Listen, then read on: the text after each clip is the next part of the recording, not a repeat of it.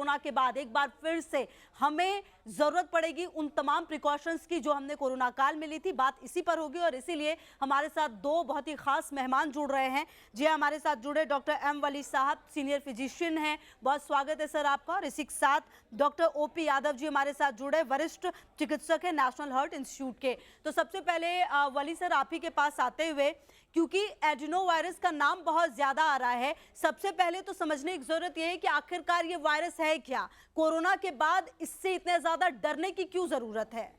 हाँ खुशबू, आपने ठीक स्टार्ट किया है कि ये पहले से ही होता है और पुराना वायरस है, ये कोई नया वायरस नहीं है। एडिनो का मतलब होता है जो एडिनोइड्स होते हैं, जो नाक के पीछे के टॉन्सिल्स होते हैं, उसमें सबसे पहले क्योंकि ये आइसोलेट हुआ था इसलिए हम इसको एडिनो वायरस कहते हैं और ये डबल स्टैंडर्ड जीनोम होता है इसका। अब परेशानी क्या है कि ये कुछ ऐसी चेंजेस हो गई हैं एनवायरनमेंट में, होस्ट में, यानी लोगों में, ख़ासतौर से बच्चों में और वायरस में, जिसकी वजह से नॉर्मली जो इन्फ्लुएंजा लाइक इलनेस होती थी 3-4 दिन 5 दिन रहती थी, वो लंबे समय तक अब रह रही है और कुछ लोगों को और लंबे समय तक रह रही है, लॉन्ग कोविड की जो हमें याद दिलाती है। तो ये इसमें फ्लू लाइक इलनेस ही होगी, लेकिन इसमें कुछ कॉम्प्लिकेशंस एडेड हुए हैं। कुछ बच्चों की डेथ हुई है वेस्ट बंगाल में और भी कुछ स्टेट्स में लाइक महाराष्ट्र और कर्नाटका में भी ये केसेस देखे गए हैं, आइसोलेट हुए हैं। और ये एक डेडली कॉम्बिनेशन भी इसका देखा गया है कुछ बच्चों में, ख़ासतौर से बच्चों का मैं नाम ले रहा हूँ, जिसमें कोविड और ये वायरस दोनों साथ में पाए गए हैं और यही चिंता की बात है। और चिंता इसलिए भी है क्योंकि ये पहले पता नहीं लगता है, ज़ुकाम बुखार, हल्का बॉडी एक रहता है, छोटे बच्चे बता नहीं पाते हैं, बड़ों में भी इसका लोग काम करते रहते हैं, बदन में टूटन होती है, बुखार आता है, लोग पैरासीटामोल लेके ऑफिस जाते रहते हैं, थकते रहते हैं, एग्जॉस्ट होते रहते हैं, रेस्ट नहीं करते हैं। और इनमें कुछ लोग ऐसे होते हैं जिसमें डायबिटीज़ वगैरह की बीमारियों की वजह से उनकी जो कॉम्पिटेंसी होती है, इम्यूनिटी होती है, वो कॉम्प्रोमाइज्ड होती है, तो उनको ये वायरस ज़्यादा परेशान करता है, निमोनिया पैदा कर देता है। कुछ केसेस में डेथ्स हुई हैं, जैसा कि आप की चैनल्स ने दिखाया भी है। लेकिन इस वक्त जो सबसे बड़ी सावधानी है, जो आपने ओपनिंग रिमार्क में कहा था, जो हम कोविड की प्रिकॉशंस भूल गए हैं, उनको दोबारा से फॉलो करने की जरूरत है। ठीक है सर, मैं आती हूँ आपके पास। डॉक्टर यादव भी लगातार हमारे साथ जुड़े हुए हैं। सर मेरा सवाल आपसे यही है कि वली सर जैसा बता रहे थे कि क्या कोरोना काल में जो प्रिकॉशंस हम ले रहे थे वही इस एडिनो वायरस से बचने का तरीका होगा? और सबसे बड़ा सवाल सर एक ये भी आ रहा था जहन में कि आखिरकार ये बच्चों को ही इतना ज्यादा क्यों प्रभावित कर रहा है सबसे ज्यादा? देखिए, पहला सवाल कि प्रिकॉशन, जी हाँ, क्योंकि ये ड्रॉपलेट इन्फेक्शन से और सरफेस कंटेमिनेशन से फैलती है बीमारी। यानी जब आप बात करते हैं, मुंह से जो थूक निकल रहा है या जो हवा बाहर आ रही है, और वो थूक अगर किसी सरफेस पे, टेबल पे या किसी हैंडल पे चिपक जाता है और दूसरा आदमी उसको यूज करता है, तो उसके हाथ में वो कीटाणु ट्रांसफर हो जाते हैं, तो ये कंटैक्ट ट्रांसमिशन कहलाता है। तो बिल्कुल सेम प्रिकॉशंस कि आप मास्क पहनिए, दूरी बनाए रखिए, हाथ को धोइए और फिजूल में हाथ को नाक और आंख तक मत लेके जाइए, तो एसेंशियली वही प्रिकॉशन है। जी। दूसरा आपने बोला बच्चों को, तो ये दोनों ही स्टेज यानी एक्सट्रीम्स ऑफ एज, अगर आप 50-60 साल से ऊपर के हैं, बुजुर्ग लोग जो हैं, और जो बच्चे होते हैं, ये कॉम्प्रोमाइज स्टेट होती है, इम्यूनिटी लेवल्स इतनी अच्छी नहीं होती है। और जैसे वली साहब ने आपको समझाया, अगर आपकी इम्यूनिटी लेवल कम है तो ये एडिनो वायरस ज़्यादा आपको अटैक करते हैं और ज़्यादा लंबे अरसे के लिए बीमारी दे सकते हैं। जी ठीक है सर। अच्छा वली सर, सवाल एक ये भी है कि एक रिपोर्ट ये भी कहती है कि ये जो एडिनो वायरस है उसके लिए अगर हम कहीं टेस्ट कराने के लिए जाते हैं तो ये काफ़ी ज़्यादा महंगा है। इस बात में कितनी सच्चाई, और सबसे बड़ी बात ये कि आखिरकार कैसे पता चलेगा कि हम इस वायरस की जद में आ रहे हैं? हमें कैसे ये पता चलेगा हमारे बॉडी में बदलाव? क्योंकि सर खांसी जुकाम तो हो जाते हैं लेकिन ये आजकल काफ़ी लंबा टाइम ले रहे हैं ठीक होने में, ये भी एक बड़ा सवाल है।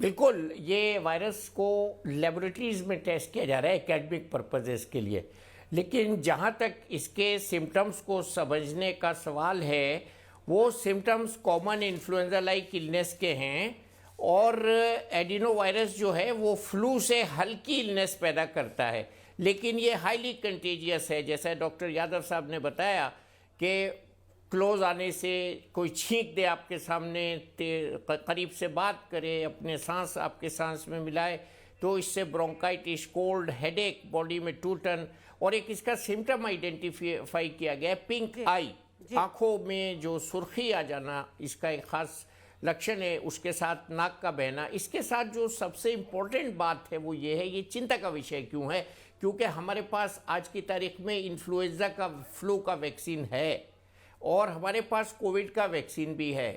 अभी मैं यहाँ बच्चों में दिया जाए कि नहीं दिया जाए उसकी बात बिल्कुल नहीं करूँगा, लेकिन हमारे पास इसका एडिनो वायरस का वैक्सीन है ही नहीं। तो ये जो एडिनो वायरस है, इसलिए हमको ज़्यादा सावधानी रखनी है, ज़्यादा प्रिकॉशन रखनी है, ज़्यादा एहतियात रखनी है। और हम जो अपना सबक कोविड के दौरान जो हमने याद किया था, जिसको हम भूल गए हैं, उसको पाबंदी से हमको फॉलो करना है। मास्क लगाना है, 2 मीटर की दूरी बना के रखनी है। और अगर घर में कोई आदमी बाहर से आता है जिसको खांसी, जुकाम, बुखार, नाक बहना या सीवियर हेडेक, बॉडी एक हो, तो उसको बच्चों से और बुजुर्गों से अलग रखना है। दूसरी बात यह है कि इसमें ये कैसे पता लगे कि ये एडिनो वायरस है, तो उसमें हमने ये देखा है कि ये इसकी इलनेस है वो 3, 4, 5 दिन से ज़्यादा चली जाती है। सावधानी, जब 104 से ऊपर बुखार रहे या सांस फूले, ब्रेथलेसनेस हो या सैचुरेशन फॉल करने लगे, जो कि आज हम सब देख लेते हैं, घर पे सबके ऑक्सीमीटर होता है, या बहुत तेज़ खांसी के साथ बुखार हो, तो ये लक्षण इमीडिएट डॉक्टरी परामर्श लेने के हैं। ये डेंजर साइन है। मैं फिर दोहराता हूँ, 104 से तेज़ बुखार होना, 5 दिन से ज़्यादा लक्षण का मौजूद रहना, तेज़ बुखार के साथ खांसी होना, सांस फूलना या बलगम ज़्यादा आना, उसमें कभी कभी वेरी रेयरली ब्लड आ जाना, तो ये लक्षण ऐसे हैं जिसमें हमको तुरंत, ख़ासतौर से बच्चों को तुरंत हमको हॉस्पिटल ले जाकर उनको डॉक्टर के सलाह पर एडमिट कराना चाहिए, उनको दिखाना चाहिए, उनको रेस्ट देना चाहिए। इसकी कोई ख़ास दवाएं भी नहीं हैं। कुछ दवाएं हैं जो ट्राई हुई हैं, जिसका नाम मैं यहाँ बताना मुनासिब नहीं समझूंगा, वो डॉक्टर के डिस्क्रिप्शन पे ली जा सकती हैं। लेकिन हमने और ICMR ने बार बार लोगों को ये सचेत किया है कि इंडिस्क्रिमिनेट यूज़ ऑफ एंटीबायोटिक इसमें बिल्कुल नहीं करना है। उससे आगे चल के हमको नुकसान होगा। जब हम एंटीबायोटिक को ज़रूरत होगी हमको एंटीबायोटिक की, उस वक्त ये एंटीबायोटिक काम नहीं करेगा। तो इंडिस्क्रिमिनेट यूज़ ऑफ एंटीबायोटिक के लिए चेतावनी, सेल्फ मेडिकेशन के लिए चेतावनी, और क्रोसिन मैंने नाम ले लिया, पैरासीटामोल टाइप की जो दवाएं हैं उनको लेना। और जनरल प्रिकॉशन में अगर हम कुछ लेना चाहते हैं तो विटामिन C का इसमें इस्तेमाल करना। और जहाँ तक होगा, जैसे कि हम दोनों ने, डॉक्टर्स ने बताया है कि आइसोलेशन इसका गोल्डन रूल है, और अगर ऐसे मरीज़ को बुखार, जुकाम, नाक बहना और छींके आना हो रही है तो वो बाहर न जाएं।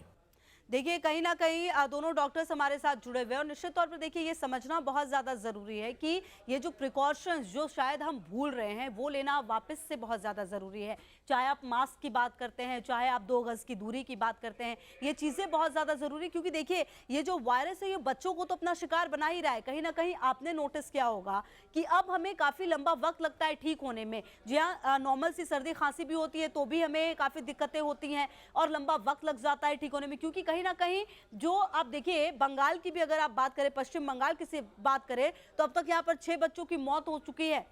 ये आंकड़ा कह रहे हैं कि ये ऑफिशियल है। आप सोचिए किस हद तक इस बीमारी ने लोगों को परेशान किया, और अगर आपने और हमने सही समय पे प्रिकॉशन नहीं लिया तो ये वायरस और ज़्यादा खतरनाक हो सकता है और समय के साथ ये हमें और ज़्यादा नुकसान पहुंचा सकता है। तो ज़रूरत यही है कि अगर आपको ऐसे कोई भी लक्षण नज़र आते हैं तो आप तुरंत अपने डॉक्टर से संपर्क करिए। देखिए, जैसा कि डॉक्टर वली भी बता रहे थे कि आप खुद से डॉक्टर मत बनिए, मतलब जो भी अगर आपको कोई एंटीबायोटिक समझ में आ रहा है, आप खा रहे हैं, अपने आप अपना इलाज कर रहे हैं, तो ये सही नहीं है। ये कहीं ना कहीं आपको नुकसान पहुंचा सकता है, हमें नुकसान पहुंचा सकता है। ज़रूरत इस बात की है कि अगर बहुत लंबे समय तक खांसी, सर्दी, जुकाम हो रहा है तो उसके लिए आप डॉक्टर से जाकर मिलिए। वो जो दवाई आपको लिख रहे हैं उस दवाई का आप इस्तेमाल करिए, वरना ये जो प्रॉब्लम है वो काफ़ी ज़्यादा बढ़ सकती है।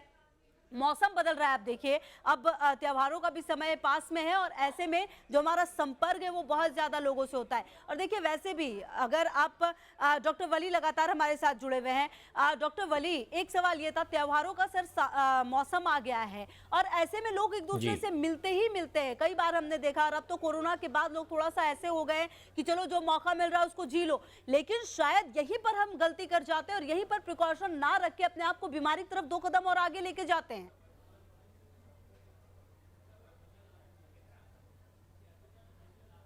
देखिए, यहाँ मैं बिल्कुल कहूँगा आप त्यौहार मनाइए उत्साह उल्लास और बिल्कुल फरवर के साथ मनाइए और उत्सुकता के साथ मनाइए, खूब मनाइए, लेकिन भीगे नहीं।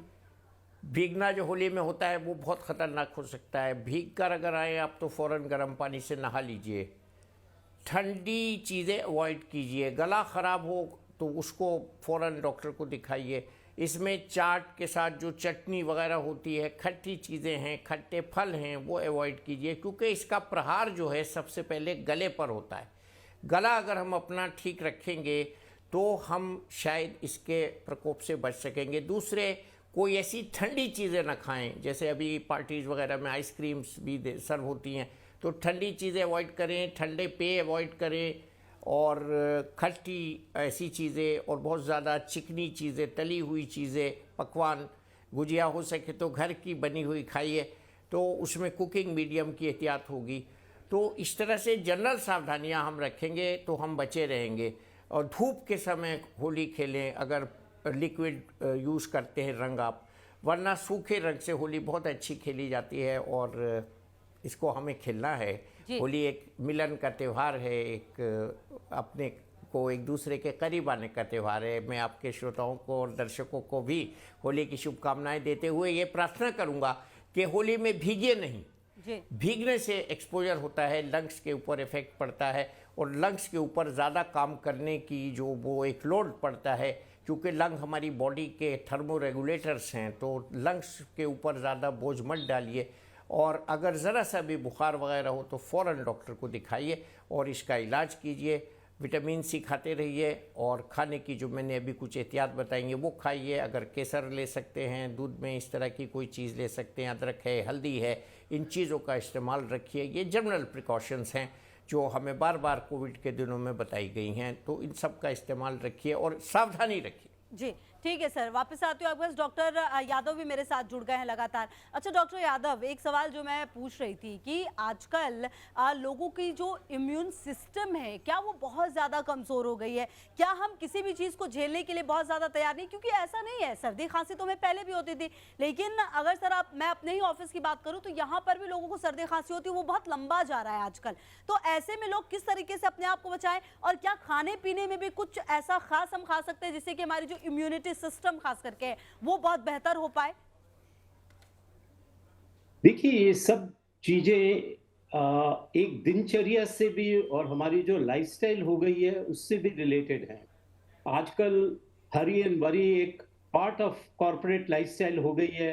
लोगों के ऑड वर्किंग आवर्स हैं और जब वो लंबा अरसे में काम करते हैं, रात के 2-2 बजे तक यूएसए और यूरोप के कंट्रीज से डील कर रहे हैं, तो वो लेट नाइट उनको काम करना पड़ता है, फास्ट फूड खा रहे हैं, मानसिक तनाव बढ़ गया है। और जो ये फास्ट फूड है ये आपके इम्यून सिस्टम के लिए ज़्यादा अच्छा नहीं, ये बहुत नुकसानदायक है। और इसके साथ साथ हमारी एक्सरसाइज लेवल बहुत कम हो गई है। हम ज़्यादातर बच्चे भी अपने लैपटॉप पे और कंप्यूटर गेम्स खेलते हैं। जो फिजिकल कंटैक्ट गेम्स हम खेलते थे बचपने में वो सब अब खत्म होते जा रहे हैं। तो ये सारी चीज़ें एक बहुत अहम एलिमेंट हैं आपकी इम्यूनिटी बिल्डअप करने के लिए। और योगिक एक्सरसाइजेज इसके लिए बहुत अच्छी हैं, हर कोई जानता है। कपालभाति, अनुलोम विलोम, प्राणायाम, ये सारी चीजें आपके इम्यून सिस्टम को बढ़ाती हैं। तो हमें इन सब चीजों का ध्यान रखना चाहिए। इसके साथ साथ हमारे जो कीटाणु हैं वो भी बदल रहे हैं और वो भी ज्यादा अटैक करने के उनके अंदर म्यूटेशन आ गई हैं ताकि वो हमें ज्यादा अटैक कर सकें। और जो हम नई दवाइयां भी बनाते हैं इनके अगेंस्ट, वो उनसे भी रेजिस्टेंस डेवलप कर लेते हैं। तो हम कमजोर होते जा रहे हैं और कीटाणु ज्यादा ताकतवर होते जा रहे हैं। तो ये double whammy attack sort of a thing हो गई है। जी, ठीक है। अच्छा वली सर, सवाल एक ये आपसे मेरा था कि क्या कोरोना वायरस का जो वक्त हमने देखा है, जिस तरीके से लाखों लाखों मरीज एक दिन में आ रहे थे और वो कितना ज़्यादा खतरनाक, तो वो मंजर हम भूल नहीं सकते।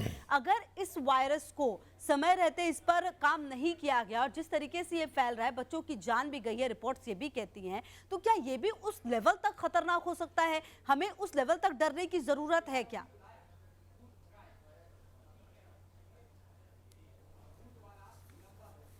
डरने की ज़रूरत नहीं है, सावधान रहने की ज़रूरत है। देखिए, कोई भी वायरस कभी भी म्यूटेट कर सकता है। वायरस का एक हॉल मार्क होता है कि वो म्यूटेट करते हैं। एडिनो वायरस इन्फेक्शन आज नया नहीं है कोविड की तरह से। और जैसे कि डॉक्टर साहब बता रहे थे, अगर हम अपनी दिनचर्या को कंट्रोल रखें, सावधान रहें, अपने खाने पीने का ध्यान रखें और मास्क से अपना बचाव करें, तो मैं नहीं समझता कि इसमें हमको कोई परेशानी होगी। हाँ, छोटे बच्चों को इस बार ज़्यादा संक्रमण हो रहा है, वो एक चिंता का विषय है। उसके लिए सभी सरकारें हमारी सचेत हैं। हमारे यहाँ बहुत अच्छा इंतज़ाम हो गया था कोविड की सेकेंड वेव के बाद, जब हमने थर्ड वेव और फोर्थ वेव की बातें की थी। तो हमारे पास बच्चों की आईसीयूज़ हैं, ऑक्सीजन की कमी नहीं होगी। और इस तरह से जैसे कि वो फेज़ था, वो बड़ा एक भयावह फेज़ था, वैसा फेज़ मैं नहीं समझता और कहीं भी ऐसा नहीं होगा। तो ये तो खैर वक्त की बात है, लेकिन जो सावधानियां अभी डॉक्टर यादव ने बताई और जो खान पान में हमारी तब्दीली आई है, जो हमारे सब जो लाइफ स्टाइल में परिवर्तन से एक सिंगुलर कारण निकल के आया, वो स्ट्रेस है। इस स्ट्रेस से बचा जाए और सडन एक्सपोजर से बचा जाए। अभी कुछ लोग गाड़ी में बहुत तेज़ एसी चला के चल रहे हैं, तो आज मैंने भी अपनी गाड़ी का एसी थोड़ा ड्राइवर को इंस्ट्रक्शन दिया कि कम करे, क्योंकि एकदम से एक्सपोजर के लिए बॉडी तैयार नहीं है। अभी हमारा शरीर तैयार नहीं है। और जैसा कि कहा जा रहा है कि अब एकदम से गर्मी आ रही है, फ़ौरन गर्मी आ गई, बसंत ऋतु नहीं आई, तो ये सब जो वातावरण में तब्दीलियां हो रही हैं, उसके हिसाब से इन वायरसेस में भी और हमारी बॉडी में भी जो क्षमता है वायरस में तब्दीली और हमारी बॉडी की इम्यूनिटी कम हो रही है। तो ये ज़रूर एक सावधान रहने का बहुत बड़ा कारण है और विषय है। लेकिन ये वायरस इलनेसेस जो हैं वो short limit acting short duration की होती हैं और सेल्फ लिमिटिंग होती हैं। लेकिन वर्ड ऑफ कॉशन ये है इसमें कि कुछ केसेस में, जिस तरह से हमने लॉन्ग कोविड की बात की थी, ये वायरल इन्फेक्शंस भी लंबे हो रहे हैं। और H3N2 की भी हमको बात कर लेनी चाहिए। यहाँ कुछ लोगों को इन्फ्लुएंजा लाइक इलनेस में H3N2 का भी इन्फेक्शन हो रहा है।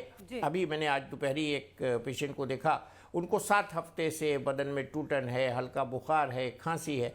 तो जो लोग डायबिटिक हैं, उनको, जिनको ऑर्गन ट्रांसप्लांट हुआ है, उनको, जिनकी इम्यूनिटी कंप्रोमाइज्ड है, उनको, जोड़ों की वजह से स्टेरॉयड चल रहा है, बीमारी, किसी बीमारी की वजह से प्रोलॉन्ग, या अस्थमा के मरीज हैं, स्मोकर्स खास तौर से हैं, उनके लिए बहुत चिंता की बात है, सावधान रहना है। एक आम आदमी के लिए तो हम यही प्रार्थना करेंगे उनसे कि सावधानी रखें, अपने को एक्सपोजर से बचाएं, कॉफ हाइजीन प्रैक्टिस करें, हैंड सैनिटाइजेशन प्रैक्टिस करें, मास्क लगा लें मेहरबानी से अगर भीड़ में जाएं तो, और अपनी खान पान का ख्याल रखें, उसमें खट्टी चीज़ें न खाएं, गले को विश्राम दें। और कुछ लोगों को मैं ये भी सलाह दे रहा हूँ कि बार बार गार्गल्स करते रहें। और बदन में टूटन हो, बुखार आए तो तुरंत डॉक्टर से सलाह लें। खुद से एंटीबायोटिक न लें, सेल्फ मेडिकेशन और गलत एंटीबायोटिक का जो प्रयोग है, शायद वो भी हमारी इम्यूनिटी को ख़राब कर रहा है। तो इसमें ये एक बात आपने जो पूछी, उसके जवाब में यही कहूँगा कि कुछ एक्सेप्शनल केसेस में ये वायरस लंबे समय तक शरीर में रुक रहा है, उसके लिए हमको सावधानी के साथ डॉक्टर की परामर्श के साथ रहना है। ठीक है, बेहद महत्वपूर्ण बातें आपने कही है। डॉक्टर यादव, मैं आपका एक लास्ट कमेंट चाहूंगी, क्योंकि जिस तरीके से लगातार मौसम बहुत बदल रहा है, जिसका जिक्र डॉक्टर वली ने भी किया, इन मौसम में क्या ये भी एक बहुत बड़ा रीजन है कि ये वायरस इतना ज्यादा फैलते जा रहा है और इतना ज्यादा हार्मफुल होते जा रहे हैं एक आम नागरिक के लिए? डेफिनेटली मौसम एक रीजन हो सकता है, लेकिन कभी भी कोई छोटा म्यूटेशन हो, क्योंकि एडिनो वायरस पे इतनी रिसर्च नहीं हुई है, क्योंकि इतनी बड़ी पब्लिक हेल्थ इश्यू नहीं बने हैं जितना कि कोरोना था, तो हमें ये नहीं मालूम कि एडिनो वायरस में क्या क्या चेंजेस और म्यूटेशन आ गए हैं जो हमने इतने एग्रेसिवली कोरोना में ट्रैक कर रहे थे। लेकिन मैं एक बात ज़रूर बताना चाहता हूँ कि कोरोना से पहले जो कोवैक्सीन के मैन्युफैक्चरर हैं, भारत बायोटेक, वो एडिनो वायरस की एक वैक्सीन बना रहे थे और वो उसके कगार पे थे, वो बनने वाली थी, लेकिन इतने में कोरोना वायरस आ गया और उसको छोड़ के सारा अटेंशन कोरोना वैक्सीन पे चले गया। जी तो ये एडिनो वायरस की वैक्सीन को भी डेवलप किया जा सकता है और ये ऑलरेडी बड़े फाइनल स्टेज ऑफ डेवलपमेंट पे थी ये वैक्सीन। जी ठीक है सर, बहुत बहुत शुक्रिया आप दोनों का हमारे साथ जुड़ने के लिए, बातचीत करने के लिए। तो देखिए, डॉक्टर वली हो, डॉक्टर यादव हो, दोनों यही कह रहे हैं कि हम जितना ज़्यादा प्रिकॉशन लेंगे उतना ज़्यादा बेहतर होगा, उतना ज़्यादा इस वायरस के प्रकोप से हम बाहर रहेंगे। और सबसे बड़ी चीज़ यही है कि कोरोना काल में जिस तरह के प्रिकॉशन हमने अपनाए थे, वो एक बार फिर से वापस उसे अपनाने की ज़रूरत है। और अगर आपको अपनी तबीयत ख़राब लग रही है तो आप खुद से अपना इलाज ना करें, आप डॉक्टर के पास ज़रूर जाएं। ये बात दोनों डॉक्टर्स ने कही। आप सभी का बहुत शुक्रिया, बने रहिए हमारे साथ, देखते रहिए न्यूज़ नेशन।